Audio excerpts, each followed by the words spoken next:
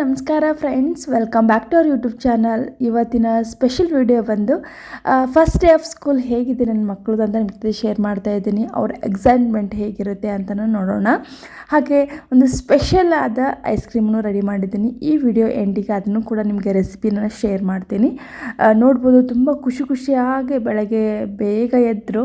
So ಸ್ಕೂಲ್ಗೆ ಹೋಗ್ಬೇಕಂತ ಇಷ್ಟು ಎಕ್ಸೈಟ್ಮೆಂಟಲ್ಲಿ ಇದ್ರು ಅಂದರೆ ಅದು ಯಾವಾಗ ಸ್ಕೂಲಿಂದ ನಾವು ಯೂನಿಫಾರ್ಮ್ ತೊಗೊಂಡು ಬಂದ್ವಿ, ಬ್ಯಾಗ್ಸ್ ತೊಗೊಂಡು ಬಂದ್ವಿ, ಅವತ್ತೇ ಸ್ಟಾರ್ಟ್ ಆಗಿತ್ತು ಅಮ್ಮ ಯಾವಾಗ ಹೋಗೋದು ನಾವು ಸ್ಕೂಲ್ಗೆ ಅಂತಂತೇಳಿ. ಸೊ ನೋಡ್ಬೋದು, ಫುಲ್ ಖುಷಿಯಾಗಿದ್ದಾರೆ ಅವರು.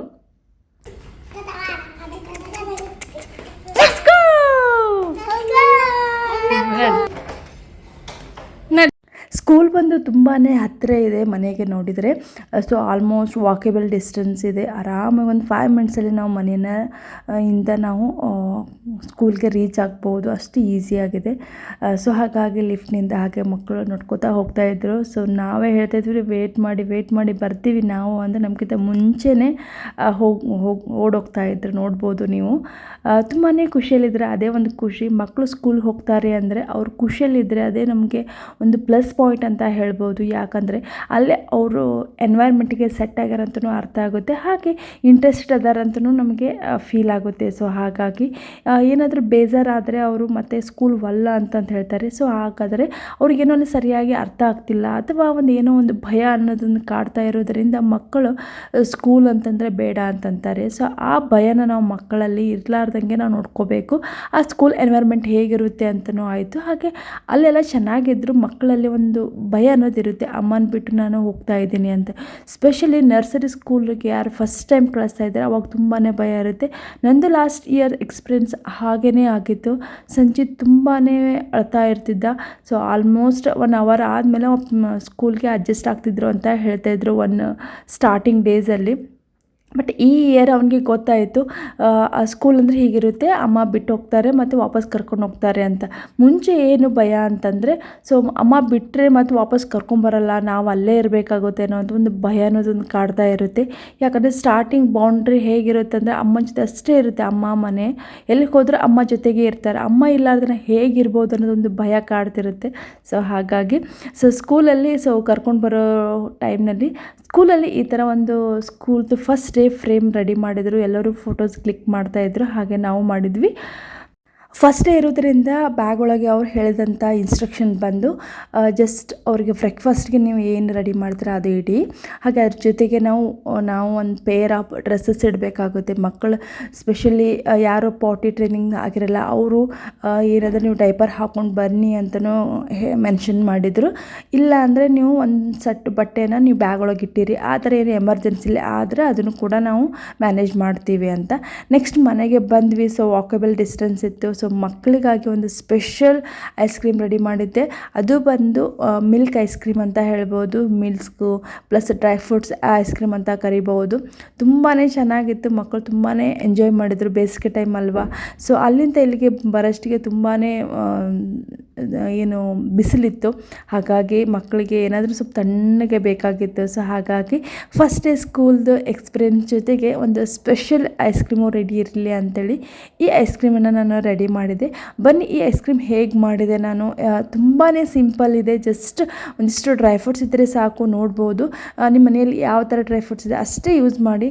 ಮೇನ್ ಬೇಕಾಗಿದೆ ಏನಂತಂದರೆ ಗೋಡಂಬಿ ಮತ್ತು ಬಾದಾಮಿ ಇವೆರಡು ಇದ್ದರೆ ಸಾಕು. ನನ್ನ ಜೊತೆಗೆ ಸ್ವಲ್ಪ ಇನ್ನೂ ಹೆಲ್ದಿ ಆಗಿರಲಿ ಅಂತ ಪಿಸ್ತಾನೇ ಆ್ಯಡ್ ಮಾಡ್ತಾಯಿದ್ದೀನಿ. ಜಸ್ಟ್ ಅರ್ಧ ಕಪ್ಪಿನಷ್ಟು ಡ್ರೈ ಫ್ರೂಟ್ಸ್ ತೊಗೊಂಡು ಅದಕ್ಕೆ ಸ್ವಲ್ಪ ಬಿಸಿನೀರು ಹಾಕಿ ಒಂದು 10 ಮಿನಿಟ್ಸ್ ನೆನೆದರೆ ಸಾಫ್ಟ್ ಆಯ್ತು ಅಂದರೆ ನಾವು ಅಲ್ಲಿ ಮಿಕ್ಸರ್ ಜಾರಿಗೆ ಹಾಕಿ ಅದನ್ನು ಗ್ರೈಂಡ್ ಮಾಡ್ಕೋಬೋದು. ಹಾಗೆ ನಾನು ಇಲ್ಲಿ ಯೂಸ್ ಮಾಡ್ತಾ ಇರೋದು 1 ಲೀಟರ್ ಹಾಲನ್ನು ಯೂಸ್ ಮಾಡ್ತಾ ಇದ್ದೀನಿ. ಹಾಲು ಬಂದು ಲೋಕಲ್ ಹಾಲು ಡೈಲಿ ಇದೇ ನಾವು ಯೂಸ್ ಮಾಡೋದು. ಸೊ 1 ಲೀಟ್ರ್ ಇದೆ, ತುಂಬ ಗಟ್ಟಿಯಾಗಿರುತ್ತೆ ಹಾಲು. ಇದರಿಂದ ನಾನು ಕೆನೆ ತೆಗೆದು ನಾನು ತುಪ್ಪನೂ ಮಾಡ್ಕೋತೀನಿ, ಹಾಗಾಗಿ ತುಂಬ ಚೆನ್ನಾಗಿದೆ ಹಾಲು.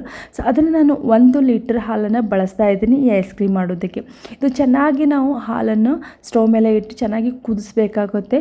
ಇದು ಸ್ವಲ್ಪ ಒಂದು 30% ಏನಿಲ್ಲ ರೆಡ್ಯೂಸ್ ಆಗಬೇಕು ಹಾಲು, ಅಂದರೆ ತುಂಬ ಗಟ್ಟಿಯಾಗಿ ಬರ್ತಾ ಹೋದರೆ ತುಂಬ ಚೆನ್ನಾಗಿ ಟೇಸ್ಟಿಯಾಗಿ ಐಸ್ ಕ್ರೀಮ್ ಬರುತ್ತೆ. ಸೊ ಹಾಗಾಗಿ ಇಲ್ಲಿ ಯಾವುದೇ ಥರದ ನೀರನ್ನು ಆ್ಯಡ್ ಮಾಡಿಲ್ಲ. ಅದನ್ನು ಬಾಯ್ಲ್ ಮಾಡಿ ಅದರ ಥಿಕ್ನೆಸ್ ಜಾಸ್ತಿ ಮಾಡಬೇಕಾಗುತ್ತೆ.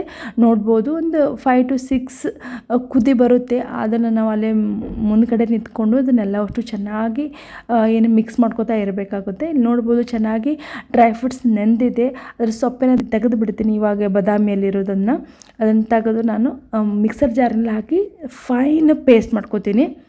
ಸೊ ಮಕ್ಕಳು ಸ್ಕೂಲ್ಗೆ ಹೋಗಲ್ಲ ಅಂದರೆ ಈ ಥರ ನೀವೇನಾದರೂ ಟ್ರಿಕ್ನು ಫಾಲೋ ಮಾಡ್ಬೋದು. ಸ್ಪೆಷಲಿ ಯಾರು ಮಕ್ಕಳು ಬೇಡ ಸ್ಕೂಲ್ ಅಂತ ಅನ್ನೋರು, ನೀವು ಸ್ಕೂಲಿಂದ ಹೋಗಿ ಬಂದರೆ ಈ ಥರ ಸ್ಪೆಷಲಾಗಿ ನಾನು ಏನಾದರೂ ಒಂದು ಮಾಡ್ತೀನಿ ಅಂತಂದೇಳಿ ಹಾಗೂ ಟ್ರೈ ಮಾಡ್ಬೋದು. ಚೆನ್ನಾಗಿರುತ್ತೆ, ನಿಮಗೂ ಚೆನ್ನಾಗಿ ಅನಿಸುತ್ತೆ, ಮಕ್ಕಳಿಗೂ ಓಕೆ ಅಮ್ಮ ಏನೋ ಒಂದು ಸ್ಪೆಷಲ್ ರೆಡಿ ಮಾಡಿದ್ದಾರಂತೂ ಫೀಲ್ ಆಗುತ್ತೆ. ನೋಡ್ಬೋದು ಡ್ರೈ ಫ್ರೂಟ್ಸು ತುಂಬಾ ಸಾಫ್ಟ್ ಆಗಿದೆ.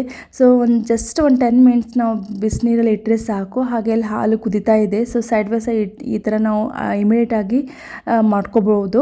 ಸೊ ಅದನ್ನೇ ಹಾಕಿ ಗ್ರೈಂಡ್ ಪೇಸ್ಟ್ ಮಾಡ್ಕೋತೀನಿ. ಸೊ ಇದನ್ನು ನಾನು ಏನಾದ್ರು ರೆಡಿ ಮಾಡ್ಕೊಂಡಂಥ ಹಾಲಿನೊಳಗೆ ಇದನ್ನು ಮಿಕ್ಸ್ ಮಾಡ್ತೀನಿ. ಹಾಗೆ ಚೆನ್ನಾಗಿ ಇನ್ನೊಂದು ಕುದಿ ಬರುವವರೆಗೆ ಚೆನ್ನಾಗಿ ಕುದಿಸ್ತೀನಿ. ನೆಕ್ಸ್ಟ್ ಬಂದು ಏನದು ಚೆನ್ನಾಗಿ ಪೇಸ್ಟ್ ಆಗಲಿಲ್ಲ ಅಂದರೆ ನೀವು ಈ ಥರ ಹಾಲನ್ನು ಆ್ಯಡ್ ಮಾಡಿ ಮಿಕ್ಸ್ ಮಾಡ್ಬೋದು. ನೀವು ಇಲ್ಲಿ ಹಾಲು ಬಿಟ್ಟು ಬೇರೆದೇನೂ ಬಳಸೋದು ಬೇಡ. ನಾನು ಜಸ್ಟ್ 1 ಲೀಟ್ರ್ ಹಾಲಲ್ಲೇ ಬಳಸ್ತಾ ಇದ್ದೀನಿ. ಆದರೆ ಏನು ಮಾಡಿ 1 ಲೀಟ್ರ್ ಹಾಲಲ್ಲೇ ಸ್ವಲ್ಪ ಹಾಲನ್ನು ಸೈಡ್ ಪಕ್ಕದಲ್ಲಿ ತೆಗೆದಿಟ್ಕೊಳ್ಳಿ. ಈ ಥರ ಗ್ರೈಂಡ್ ಮಾಡುವಾಗ ನಿಮಗೆ ಹೆಲ್ಪ್ ಆಗುತ್ತೆ. ಹಾಗೆ ಇನ್ನೊಂದು ಸ್ಪೆಷಲ್ ಇಂಗ್ರೀಡಿಯೆಂಟ್ ಅಂದರೆ ಕಸ್ಟರ್ಡ್ ಪೌಡರ್ ಯೂಸ್ ಮಾಡ್ತೀವಲ್ವ, ಅವಾಗೂ ಕೂಡ ನಾವು ಒಂದಿಷ್ಟು ಹಾಲು ಮಿಕ್ಸ್ ಮಾಡಿ ನಾವು ಅದನ್ನು ಪೇಸ್ಟ್ ರೆಡಿ ಮಾಡಿ ಅದನ್ನು ಕೂಡ ನಾವು ಹಾಲಲ್ಲಿ ಮಿಕ್ಸ್ ಮಾಡಬೇಕಾಗುತ್ತೆ. ಇದರಿಂದ ಕನ್ಸಿಸ್ಟೆನ್ಸಿನೂ ತುಂಬ ಚೆನ್ನಾಗಿ ಬರುತ್ತೆ. ಹಾಗೆ ಒಂದು ಫ್ಲೇವರ್ ಆ್ಯಡ್ ಆಗುತ್ತೆ ನಮ್ಮ ಐಸ್ ಕ್ರೀಮಿಗೆ, ಅದು ಕೂಡ ಚೆನ್ನಾಗಿ ಅನಿಸುತ್ತೆ. ಹಾಗೆ ಒಂದು ಕಲರ್ದು ನಮ್ಮದು ಐಸ್ ಕ್ರೀಮ್ದು ಚೇಂಜ್ ಆಗುತ್ತೆ. ಇಲ್ಲಿ ಬಂದು ನಾವು ಯೂಸ್ ಮಾಡ್ತಿರೋದು ಪಿಂಕ್ ಕಲರ್ದು ಕಸ್ಟರ್ಡ್ ಪೌಡ್ರ್ ಯೂಸ್ ಮಾಡೋದ್ರಿಂದ ಐಸ್ ಕ್ರೀಮ್ ಲೈಟ್ ಪಿಂಕಾಗಿ ಬರುತ್ತೆ, ನೋಡೋದಕ್ಕೂ ತುಂಬ ಚೆನ್ನಾಗಿ ಅನಿಸುತ್ತೆ. ಇಲ್ಲಿ ನೀವು ಸ್ವಲ್ಪ ತಣ್ಣಗಿರುವಂಥ ಹಾಲು ಹಾಕಿದರೆ ಇನ್ನೂ ಒಳ್ಳೆಯದು. ನಾನು ಬಿಸಿ ಹಾಲು ಹಾಕಿದ್ದೆ. ಸೊ ಹಾಗಾಗಿ ಅಲ್ಲಿ ಏನಾದರೂ ಲಮ್ಸ್ ಇದ್ದರೆ ಅದು ಬರುವುದಿಲ್ಲ ತಣ್ಣನ ಹಾಲು ಹಾಕಿರೋದ್ರಿಂದ. ನಾನು ಸ್ವಲ್ಪ ಬಿಸಿ ಹಾಲು ಹಾಕಿರೋದ್ರಿಂದ ಸ್ವಲ್ಪ ಗಂಟು ಒಂಥರ ಲಮ್ಸ್ ಥರ ಬಂದಿತ್ತು. ಸೊ ಅದನ್ನು ಮಿಕ್ಸ್ ಮಾಡಿ ಲಾಸ್ಟಿಗೆ ಮತ್ತೊಂದು ಸಲ ಗ್ರೈಂಡ್ ಮಾಡಿಕೊಂಡೆ, ಅದ್ರದ್ದು ಟೇಸ್ಟ್ ಚೆನ್ನಾಗಿ ಬರಲಿ ಡ್ರೈ ಫ್ರೂಟ್ ಜೊತೆಗೆ ಅಂತಂಥೇಳಿ. ಸೊ ಒಂದಿಷ್ಟು ಕುದಿ ಆದಮೇಲೆ ನಾನು ಮತ್ತೆ ಒಂದು ಕಪ್ಪಿನಷ್ಟು ಸಕ್ಕರೆನ ಆ್ಯಡ್ ಮಾಡ್ತಾಯಿದ್ದೀನಿ. ಸೊ ಇದರಲ್ಲಿ ಕಸ್ಟರ್ಡ್ ಪೌಡರಲ್ಲಿ ಒಂಥರ ಫ್ಲೇವರ್ ಇರುತ್ತೆ, ಸ್ವೀಟ್ನೆಸ್ಸು ಇರುತ್ತೆ. ಹಾಗೆ ಒಂದು ಕಪ್ಪಿನಷ್ಟು ಸಕ್ಕರೆ ಹಾಕೋದ್ರಿಂದ ತುಂಬ ಟೇಸ್ಟಿಯಾಗಿ ಸ್ವೀಟ್ನೆಸ್ ಇರುತ್ತೆ ಐಸ್ ಕ್ರೀಮಲ್ಲಿ. ಸೊ ಐಸ್ ಕ್ರೀಮಲ್ಲಿ ಸ್ವೀಟ್ನೆಸ್ ಕಡಿಮೆ ಆದರೆ ಅಷ್ಟು ಟೇಸ್ಟ್ ಚೆನ್ನಾಗಿ ಅನಿಸಲ್ಲ. ಸ್ಪೆಷಲಿ ಅದು ಡ್ರೈ ಫ್ರೂಟ್ಸು ಹಾಕಿರ್ತೀವಲ್ವ, ಒಂಥರ ಸಪ್ ಅಂತ ಫೀಲ್ ಆಗುತ್ತೆ. ಹಾಗಾಗಿ ಆದಷ್ಟು ನೀವು ಸಕ್ಕರೆನ ಆ್ಯಡ್ ಮಾಡಲೇಬೇಕಾಗುತ್ತೆ ಇಲ್ಲಿ. ಅಂದರೆ ಅದರದ್ದು ಸ್ಪೆಷಲ್ ಫೀಲ್ ನಮ್ಗೆ ಆಗೋದು ಐಸ್ ಕ್ರೀಮ್ ತಿನ್ನುವಾಗ. ನೋಡ್ಬೋದು ಚೆನ್ನಾಗಿ ಕುದಿ ಬಂದಿದೆ, ಇವಾಗ ಗಟ್ಟಿನೂ ಆಗಿದೆ. ಇದನ್ನು ಸ್ವಲ್ಪ ತಣ್ಣಗಾಗೋದಕ್ಕೆ ಬಿಡಬೇಕಾಗುತ್ತೆ, ಇಮಿಡಿಯೇಟಾಗಿ ನಾವು ಯೂಸ್ ಮಾಡೋದಕ್ಕೆ ಆಗಲ್ಲ. ಸೊ ನಾವು ತಣ್ಣಗೆ ಮಾಡೋಕ್ಕಿಂತ ಮುಂಚೆ ಇವಾಗ ನಾನು ಗ್ರೈಂಡ್ ಮಾಡೋದಕ್ಕೆ ಆಗಲ್ಲ ಅಂತೇಳಿ ಇದನ್ನು ಕೂಲ್ ಆಗೋದಕ್ಕೆ ಬಿಟ್ಟೆ.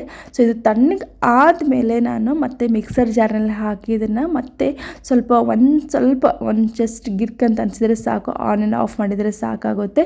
ಅದನ್ನು ನಾನು ಮಾಡಿ ಮತ್ತೆ ನಾನು ಒಂದು ಸಪ್ರೇಟ್ ಒಂದು ಪಾತ್ರೆಯಲ್ಲೇ ಹಾಕೋತೀನಿ. ಆಮೇಲೆ ನನಗೆ ಯಾವ ಥರ ಬೇಕು ಆ ಶೇಪಲ್ಲಿ ಐಸ್ ಕ್ರೀಮ್ ರೆಡಿ ಮಾಡ್ಕೋಬೋದು. ನಾನು ಇಲ್ಲಿ ಕುಲ್ಫಿ ಮೇಡನ್ನು ಮೋಲ್ಡ್ ಇದೆ, ಅದರಲ್ಲಿ ಹಾಕಿದರೆ ಆಯಿತು ಅಂತ ಅದರಲ್ಲಿ ಹಾಕ್ತಾಯಿದ್ದೀನಿ. ನೋಡ್ಬೋದು ಇಲ್ಲಿ ಜಸ್ಟ್ ಪೇಸ್ಟ್ ಮಾಡಿ ಹಾಕ್ತಾಯಿದ್ದೀನಿ. ತುಂಬ ಸಾಫ್ಟಾದ ಪೇಸ್ಟ್ ರೆಡಿ ಆಗುತ್ತೆ. ಸೊ ಆಮೇಲೆ ನಿಮಗೆ ಯಾವ ಥರ ಶೇಪ್ ಬೇಕೋ ಆ ಥರ ಶೇಪಲ್ಲಿ ನಾವು ಐಸ್ ಕ್ರೀಮ್ನ ರೆಡಿ ಮಾಡ್ಬೋದು. ಇಲ್ಲ ಒಂದು ಟ್ರೇ ಒಳಗೂ ಒಂದು ಬಾಕ್ಸ್ ಒಳಗೂ ಹಾಕ್ಕೊಂಡು ನೀವು ಐಸ್ ಕ್ರೀಮ್ನ ರೆಡಿ ಮಾಡ್ಕೋಬೋದು. ಅದನ್ನು ನೀವು ಎಷ್ಟೆಷ್ಟು ಬೇಕೋ ಅಷ್ಟು ಸ್ಕೂಪನ್ನು ನೀವು ಹಾಕಿ ಒಂದು ಬಟ್ಲಲ್ಲೇ ಹಾಕಿ ಅಥವಾ ಒಂದು ಕಪ್ಪಿನಲ್ಲಿ ಹಾಕಿ ಮಕ್ಕಳಿಗೆ ಕೂಡ ನೀವು ಕೊಡ್ಬೋದು. ಇಲ್ಲ ಇನ್ನೂ ಸ್ಪೆಷಲ್ ಆಗಬೇಕಂತಂದರೆ ಈ ಥರ ಕುಲ್ಫಿ ಮೇಡ್ ಸಿಗುತ್ತೆ, ಜಸ್ಟ್ 60-70 ರೂಪೀಸ್ ಕೊಟ್ಟರೆ ಸಿಗುತ್ತೆ. ಅದನ್ನು ತೊಗೊಂಬಂದು ನೀವು ಹೋಮ್ ಮೇಡ್ ಐಸ್ ಕ್ರೀಮು ಅಥವಾ ಕುಲ್ಫಿನ ರೆಡಿ ಮಾಡ್ಬೋದು. ಇದರಿಂದ ನಮಗೆ ಏನು ಮೇನ್ ಲಾಭ ಸಿಗುತ್ತೆ ಅಂದರೆ ಹೋಮ್ ಮೇಡ್. ಸೊ ಹೋಮ್ ಮೇಡಲ್ಲಿ ನಾವು ಏನು ಬಳಸ್ತಿರ್ತೀವಿ ನಮಗೆ ಗೊತ್ತಿರುತ್ತೆ, ಬಟ್ ಅದೇ ಹೊರಗಡೆ ತೊಗೊಂಬಂದು ಅಷ್ಟು ಹೆಲ್ದಿ ಅಲ್ಲ ಅಂತ ಫೀಲ್ ಆಗುತ್ತೆ. ಹಾಗೆ ರಿಪೀಟೆಡ್ ನಾವು ಹೊರಗಿಂದ ಐಸ್ ಕ್ರೀಮ್ ತರೋದಕ್ಕೂ ಆಗಲ್ಲ. ಸೊ ಇದರಿಂದ ಅನ್ಹೆಲ್ದಿ ಅಂತ ಫೀಲ್ ಆಗುತ್ತೆ. ಸೊ ಅದ್ರ ಬದಲು ನಾವು ಎಂಜಾಯ್ನೂ ಮಾಡಬೇಕು, ಪ್ಲಸ್ ಏನಂದರೆ ತಿನ್ನಬೇಕು ಅಂತಂದರೆ ಈ ಥರ ಮನೆಯಲ್ಲಿ ರೆಡಿ ಮಾಡಿಕೊಂಡ್ರೆ ಮಕ್ಕಳಿಗೂ ಆರಾಮಾಗಿ ಕೊಡ್ಬೋದು. ಹಾಗೆ ನಾವು ಎಕ್ಸ್ಟ್ರಾ ತಿನ್ಬೋದು. ಹಾಗೆ ಕ್ವಾಂಟಿಟಿನೂ ಜಾಸ್ತಿ ಆಗಿರೋದರಿಂದ ನಾವು ಜಾಸ್ತಿ ಎಂಜಾಯ್ ಮಾಡ್ಬೋದು ಐಸ್ ಕ್ರೀಮ್ ಅಂತಲೇ ಹೇಳ್ಬೋದು. ಅದೇ ಥರ ಈ ಥರ ಒಂದು ಬಾಕ್ಸಲ್ಲಿ ಹಾಕಿ ಎಕ್ಸ್ಟ್ರಾ ಇಟ್ಟಿದ್ದೆ. ಸೊ ಇದು ಒಂದು ಜಸ್ಟ್ 6 to 8 hours ಇಟ್ಟರೆ ಸಾಕು, ನೆಕ್ಸ್ಟ್ ಡೇ ಮಾರ್ನಿಂಗ್ ನಿಮಗೆ ಐಸ್ ಕ್ರೀಮು ಸಿಗುತ್ತೆ. ನಿಮಗೆ ಈ ವಿಡಿಯೋ ಇಷ್ಟ ಆಗಿದೆ ಅಂತ ಅನ್ಕೋತೀನಿ. ಇಷ್ಟ ಆದರೆ ನಮ್ಮ ಚಾನಲ್ಗೆ ಸಬ್ಸ್ಕ್ರೈಬ್ ಆಗಿ, ಮತ್ತು ನಿಮಗೆ ಹೊಸ ವಿಡಿಯೋದೊಂದಿಗೆ ಸಿಗ್ತೀನಿ. Thank you for watching.